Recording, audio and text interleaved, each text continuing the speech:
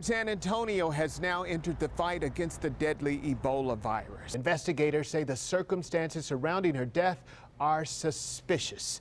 Anusha Roy joins us live from the scene with the latest. News. Right, Anusha, the search for answers. The San Antonio Four head back to court this month to try to completely exonerate their names. This was a bold crime in a very quiet subdivision. As a matter of fact, I'm told this is the bus stop where kids are picked up and dropped off. The guy is 37 years old, police tell me. He was shot 3 times, twice in the back, once in the face, taken from here. In the last 2 or 3 minutes that I've been on air, as you can hear in the background as this situation is going off, that was gunfire. Things are nearly back to normal after an overnight storm sent trees toppling onto streets and had water rising from creeks like this one. There was a man who was contracted to pick up mail for the United States Post Office. He was parked over there. His truck ended up right here. So we heard so much about Tressie, we decided that we should go in and see if she would show herself to us. So come on, let's go ghost hunting. What I do know at this particular point is that they have made some progress in this whole thing. As a matter of fact, that's the 18-wheeler that was overturned. It has been uprighted at this particular point. What they're doing now is the cleanup of all of this cardboard mess that you see here. This truck was headed to a recycling center and lost its load. As a matter of fact, let me take you back a little bit further here. Gene, follow me back. Thanks for joining us for Eyewitness News at 10:30. Here's a quick look at the most beautiful city in the world. Jared has a quick look at our weather for us. Jared? It is, in fact, a beautiful city. Thank you so much, Marvin. At this hour, detectives have a death mystery on their hands involving a 23-year-old woman who was found dead inside of her home on the city's southeast side. Investigators say the circumstances surrounding her death are suspicious. Anusha Roy joins us live from the scene with the latest. The San Antonio Four head back to court this month to try to completely exonerate their names for a wrongful sex crime conviction. Meantime, they are the subject of a documentary about their experience. The film is called Southwest Salem, the story of the San Antonio Four. The documentary was screened in Dallas this weekend. You may recall in 1994, 2 young girls, 7 and 9, accused their aunt Elizabeth Ramirez and her 3 friends, Cassandra Rivera, Christy Mayhew, and Ana Vasquez, of sexually assaulting them. All 4 of them were convicted and sentenced to prison until one of the nieces recanted their story back in 2012, 18 years after the accusation. The director of the documentary says they started filming while the women were still behind bars. By 2013, all 4 women were out of prison. Enrollment for San Antonio's Pre-K for SA program ends tonight. If you need to enroll your child, you may still be able to do so online at sanantonio.gov/Pre-K for SA. Pre-K for SA is an all-day pre-kindergarten program for children who are not old enough to enroll in kindergarten classes. Students who qualify don't have to pay tuition. Now, there are a limited amount of spots. Indiana experienced a huge backlash when it passed a religious freedom law that some believe discriminated against gays. Could the same type of law come to Texas? The state legislature might have to answer that question in the next couple of weeks. State Senator Donna Campbell of New Braunfels has proposed a constitutional amendment that is supposedly designed to prevent the government from infringing on religion. Campbell's bill is awaiting a hearing before the Senate State Affairs Committee. If that doesn't happen soon, the amendment might not pass because the session ends on June 1st. A similar measure in the Texas House failed. A Senate subcommittee will meet tomorrow to discuss the repeal of a law that allows children of illegal immigrants to pay in-state tuition at colleges and universities. Some conservatives fear that the law passed back in 2001 encourages immigrants to cross the border illegally to attend school here. Democrats and immigrant advocacy groups have vowed to defend the law. They believe it is a right to pay in-state tuition if the student has lived here long enough to be considered a resident and meets the criteria. Verda Bird, who was adopted, thought she was an African-American woman for 7 decades. That's until she started looking for her biological parents, and she found out a well-kept family secret, that she was really white. If you look through the pictures of Verda Wagner Bird's life in Newton, Kansas, it's a good one. She was the daughter of railroad porter Ray Wagner and his wife Edwina. Life was good. I'm comfortable with being a black woman. The couple adopted her back in the 1940s. She found out but never questioned her race.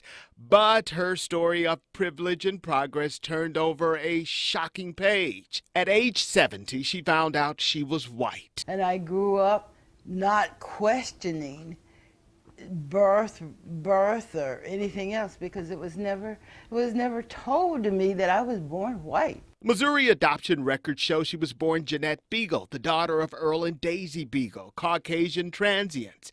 Jeanette became a ward of the state after her father walked out on 10 kids and her mother fell nearly 30 feet in a trolley accident. I wouldn't go back to my birth name if I had to. Jeanette Beagle does not fit Verda Bird. Jeanette Beagle does not have an education. Jeanette Beagle has no Social Security money because she never worked. She never even went to kindergarten.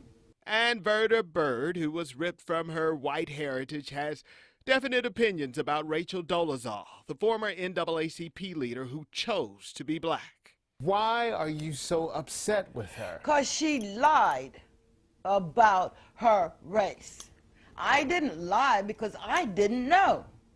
At the end of the day, Bird admits that she and Dolezal have made the same decision about race, just for different reasons. Marvin Hurst, KENS 5, Eyewitness News.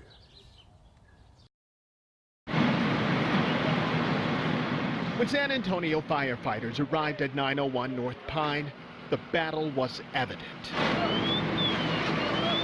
Children's Memorial Church of God in Christ was burning at an alarming rate. The flames, intense. The glow, almost nuclear. We was coming home and we could see the fire from way on the north side of town. Up close, the blaze was so incredible. All people could do is stare in disbelief. The historic sanctuary was crumbling under the weight of fire. I just hate to see that church burn, man. That's a church that I've known a long time. More than 1,000 are on the roster here. One by one, they show to watch the building that meant so much to them perish. I didn't think it was this much. It was this like this. I just didn't think it was like this. It's just demolished. It's gone. It's gone. Part of my history, part of my life is gone. This two-alarm fire fills the spaces where praising, worshiping, reaching out to the community existed. It's a very sad thing for this neighborhood. That church has been there since 1908, and there have been a lot of weddings and a lot of funerals and a lot of baptisms and just a whole community of people, you know, going to church here, and it's just heartbreaking. It was truly heartbreaking to this woman who dropped her grief into her hands. This place, so special to so many, is gone, but not forgotten. Yeah, that's part of the East Side history, gone. It is as if it was happening yesterday. Paul Rusesabagina can't remove the horrific scars of the Rwandan genocide of 1994. 800,000 plus men, women, and children were killed in the civil war between the Hutus and the Tutsis, a battle for government control that boiled over with blood. He famously took in 1,268 refugees from both sides at a hotel where he worked. A 2004 Oscar-nominated movie, Hotel Rwanda, was based on the events. We want to change that country. And to change this country, we need new blood. Right before a speech to the San Antonio Bar Association, Rusesabagina sat down with us to announce he will run for the presidency of Rwanda in 2017. The 61-year-old is both Tutsi and Hutu. Rwandans will certainly have one question of the humanitarian. Why should I elect the movie man to be the president of my country? I think we should make a difference between that man behind the movie and the movie itself. Peace, development, justice. That's what he's running on in a country of 11 million. He wants to change the country through his Party for Democracy in Rwanda. As he works the room of San Antonio attorneys, he does have name recognition, but there have been recent reports his heroic acts may have been stretched by Hollywood. His response, emotional. I still do remember what I saw, what I went through in 1994. Always fresh in mind. Marvin Hurst, KENS 5, Eyewitness News.